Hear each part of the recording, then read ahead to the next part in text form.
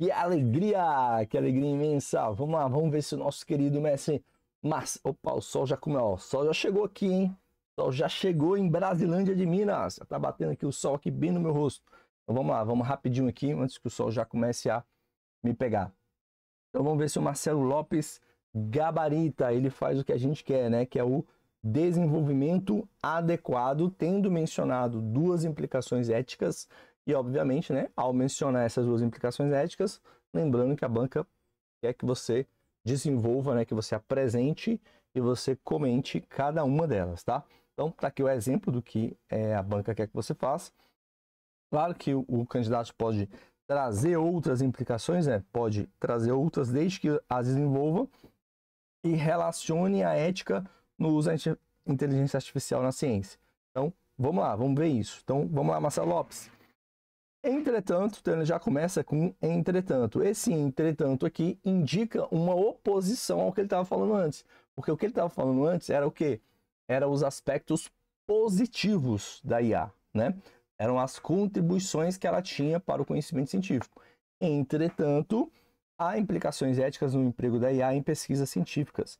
Quanto à autoria, então, primeiro, quanto à autoria, pois, agora ele explicando, o trabalho produzido com IA pode ferir direitos autorais ao utilizar fontes autorais sem consentimento ou referência necessária. Desse modo, o pesquisador, ao utilizar acertadas esses dados, pode incorrer em plágio. Então, olha aqui, ó, a segunda parte.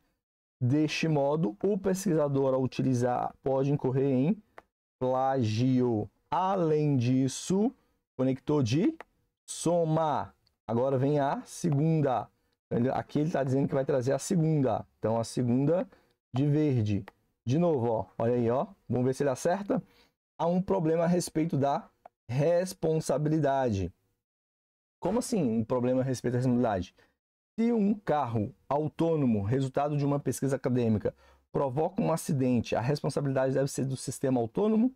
Deve ser do sistema autônomo, controlado pela IA ou pelo pesquisador responsável pela pesquisa. É necessário, olha aqui, ó, é necessário um marco legal para tal definição. Percebeu?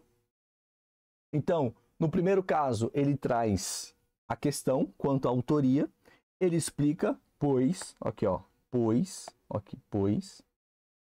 poisinho aqui, ó, explicando, tá vendo? Esse pois aqui está o que? Explicando o que ele falou, relacionando ao que? A pesquisa científica, ao uso da IA e a fonte, né? A pesquisa. E depois ele traz um desse modo aqui, ó, que é o que? Que é a segundo comentário. Beleza? Aí ele vai apresentar, isso aqui é a primeira. Então a primeira, observa que tem duas partes claras. Ele traz a implicação, ele explica essa implicação e ele comenta essa explicação. Beleza? Depois ele traz o problema a respeito da responsabilidade. Aí você fala, pô, ficou vago, né? Aí ele relaciona essa responsabilidade ao quê? A um caso prático. Poxa, o pesquisador foi lá, fez a pesquisa de um carro autônomo, meteu a IA. Quem é responsável por um caso de acidente? A IA ou o pesquisador? Então, temos que o quê? Definir. Então tá aqui, ó. Então veja que o 2 também tem a mesma estrutura. Só que agora foi um exemplo. Esse aqui é a luz do sol, tá, gente? Aqui é a luz do sol batendo em mim, né? Não é não é o efeito da luz que está explodindo, não. Entendeu isso daí? Então aqui é exatamente o que a banca quer. Conceito número 4. Aí, ó. Por quê? Porque essa estrutura desenvolveu o aspecto e trouxe isso daí. Beleza? Então, o mestre Marcelo Lopes, ele é o nosso gabaritador. Deixa eu ver se eu ainda tenho aqui um som de palminha, porque antigamente eu tinha um som de palminha aqui. Eu acho que eu ainda tenho, quer ver? Deixa eu ver se ainda tem um som de palminha aqui. Deixa eu ver se ainda tem. Acho que não tem mais não, né? Perdi. Perdi os meus sons. Eu vou voltar aqui. Aplausos. Aê! Aplauso! Gabarito! Muito bem! Sonoplastia, meu querido. Direto de Brasilândia de Minas com sonoplastia para você. Então, esse é o exemplo. E agora, né? Parabéns, mestre. Vamos tirar a dúvida aqui da nossa querida Laís. Laís, ela colocou como dúvida aqui o seguinte. Professor, eu cheguei agora, seja muito bem-vinda, Laís. Assistindo seus vídeos, vi você falando sobre o padrão do Sebrasp. Fiquei com uma dúvida. Vamos lá, dúvida número 1. A minha discursiva tende a estar idêntica ao padrão, mesmas palavras? Aí é o nosso nosso terceiro mantra aqui, ó. Padrão de resposta não é resposta padrão, Laís. Ou seja, aquela resposta lá, já respondendo a 2, né? Aquele padrão é o mesmo que os examinadores recebem? Sim. E aquele padrão, originalmente, lá na origem? Sim. Na origem, o candidato não recebia ele. Não recebia o padrão, tá? Quem recebia o padrão, o nome, esse nome, padrão de resposta, ele é infeliz. Eu concordo com você, tá? Esse nome é aquela nomenclatura infeliz que induz a pessoa a achar uma coisa que não é. Então, quem recebia a resposta esperada, por isso que o nome correto é resposta esperada. A resposta esperada era só os examinadores, era só a gente lá nos bastidores que recebia essa minuta de resposta, né? Essa resposta esperada, essa explicação do que é. Por quê? É um padrão de resposta, é um documento que era antigamente interno, até 2010 era interno, 2011 mais ou menos era interno. Por quê? Porque os corretores não são examinadores da área, não são especialistas da área. Não é especialista do direito, não é especialista da sua área de conhecimento, entendeu? Não é especialista em atualidades, não é antropólogo, sociólogo, filósofo, nada disso. É um professor de português, formado em letras português, da cadeira português, né? Que conhece, que tem bons relacionamentos acadêmicos, né? Por isso que o pessoal é puxado da academia, puxado das cadeiras, com bons relacionamentos. E aí, essa pessoa que dá aula lá na UNB convida, né, determinadas pessoas para participar da equipe dela, que é a equipe dela de correção. E para uniformizar a correção desse time, tinha o briefing, tinha a conversa, né, tinha as reuniões, e depois passou a ter esse padrão, essa minuta. Beleza? Mas essa minuta sempre foi interna.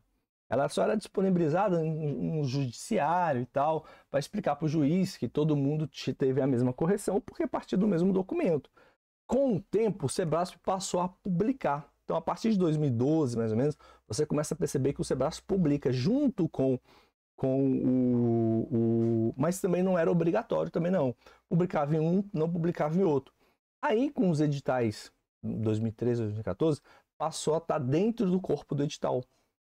Porque isso diminuiu, a banca percebeu que isso diminuía o número de recursos, a subjetividade que alguns candidatos alegavam em processos judiciais.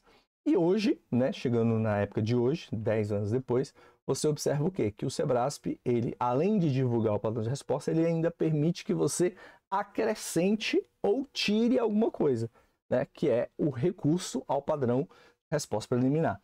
E aí no edital você vai ver que o Sebrasp não aceita que no momento do recurso você recorra sobre o conteúdo do padrão, porque, por exemplo, agora, hoje, está aberto o recurso para o padrão de resposta do STM, por exemplo. Entendeu? Então você pode ir lá e recorrer sobre o padrão de resposta preliminar. Mas o padrão de resposta, Laís ou Thaís? Laís, não é resposta padrão. Beleza? Combinado? Então você não precisa reproduzir literis verbis. Então, como que é feita a correção? É do jeito que eu fiz. É em cima do descritor. E aquele conteúdo que está lá é orientação para você, para o candidato, né, que está lendo o documento, e deveria estar com as ideias dentro daquele conjunto ali, e para nós, principalmente, corretores, porque aí a gente, imagina, estou corrigindo uma prova, um tema de biologia. Sou biólogo? Não. Estou corrigindo um tema de direito. Sou do direito? Não. Estou corrigindo um tema de, que nem o último ali que a gente fez, de engenharia civil. Sou engenheiro? Não. Mas o padrão de resposta, que na verdade é a resposta esperada, ele me explica os conceitos, me explica o que o cara que elaborou quer encontrar na resposta dele. Lembrando que a correção ela é feita pelo que a gente chama de campo semântico. Se você está dentro do campo, quem quer campo semântico? Pesquisa aí, joga aí no chat GPT, campo semântico, para você entender o que é uma correção feita por campo semântico. Ou seja, você não precisa, por isso que o processo é mais amplo, é mais fácil do que se imagina, porque eu vou no campo semântico, beleza? Combinado? Então é isso aí. Se você tiver dúvida aqui nela, Laís, perdão, é só você enviar aqui, deixar sua dúvida aqui nos comentários, mandar lá no nosso Instagram que eu venho aqui e gravo para você. Um beijo, abraço, a gente se vê no nosso próximo Correção do Dia. E tem tema novo lá no nosso Instagram. Só para entrar no nosso Instagram, ó, entra aí, coloca lá no Instagram Método 3Ps, lá no pesquisar, entra no nosso grupo e faz a sua redação e envia. Um beijo, abraço e parabéns ao gabaritador, meu querido. Vamos com Deus. Tchau, tchau.